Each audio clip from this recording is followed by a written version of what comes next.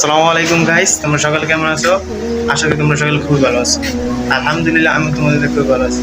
তো গাইস, আজকে আমি তো ইমরান ভাইয়ের সাথে যাচ্ছি মসজিদে শুক্রবারে জুম্মার নামাজ আদায় করার জন্য। তো টাইমটা খুবই শর্ট, চুল কাটতে গেছিলাম তো তাই আর কি একটু দেরি হয়ে গেছে। আর আজকে বৃষ্টি পড়তেছে, যাক আল্লাহ তাআলা খুশি হলে তখন বৃষ্টি হয়, তো ব্যাপার না। তো এখন আমরা নিচে নামতেছি, তো এখন মসজিদে যাব।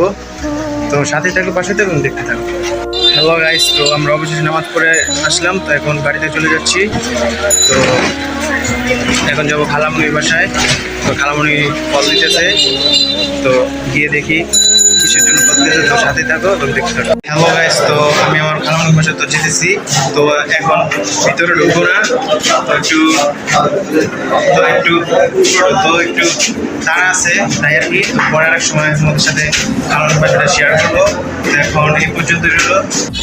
তো গাইস, তো এখন বাড়িতে চলে যাচ্ছি, কারণ বাসায় গেলাম না। তো এখন খুব টাইম শর্ট, তো তাই আর কি। তো আরেকবার সাথে খালার বাসাটা শেয়ার করবো। তো এখন আমরা আছি ইসলামাবাদ কেন্দ্রের সামনে। তো এখন যাবো বউবাজার কালীটারে গলিতে যাবো, রাস্তা যাওয়ার রোডে।